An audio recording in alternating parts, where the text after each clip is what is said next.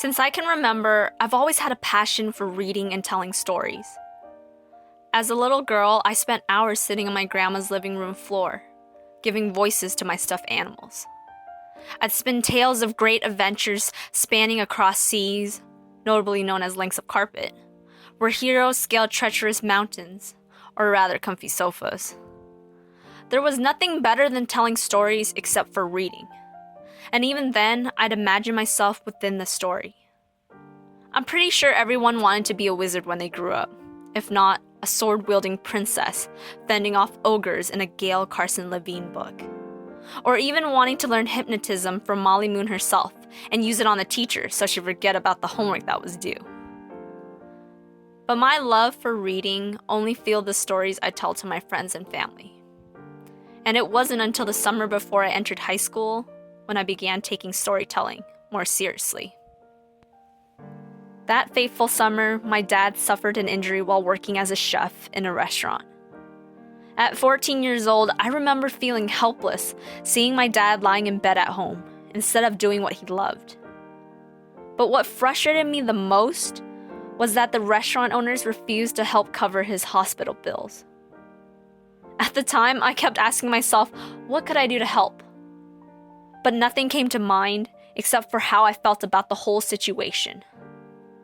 And suddenly, the answer was right in front of me. I decided to write a letter to the restaurant owners. In the end, moved by my words, they offered to help pay my dad's hospital bills. And it was in that moment when I realized how powerful words could be, and how powerful my words could be. In high school, I continued telling stories. I branched out from simply writing stories to experiments in acting and video editing. While taking drama class as a sophomore, I became part of the cast for the spring musical.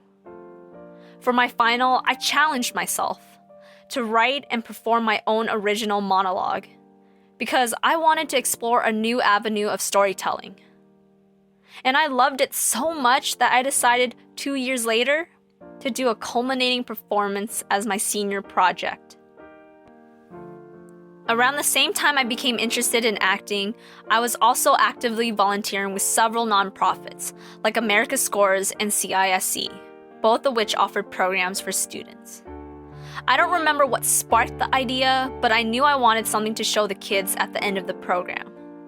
Something that would remind them of their achievements, make them laugh and smile, and be fun to share with their friends. I wanted to tell their stories. So that's when I started making videos. And since then, I've looked for opportunities to expand my skills and explore my interests in storytelling, whether it was finding an internship or simply filming funny videos with friends. But now I'm ready for the next chapter. I'm ready to change the world with my words. I want to write stories that will bring people together and inspire them to write their own. I want to tell stories on screen that people can relate to and see themselves in.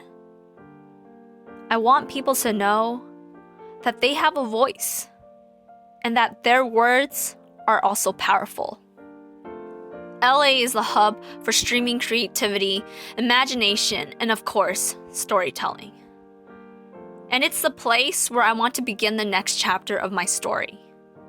I don't know if there will be treacherous mountains to climb or ogres to fight, but I'm willing to find out. I'm ready. I'm ready to change the world with my words.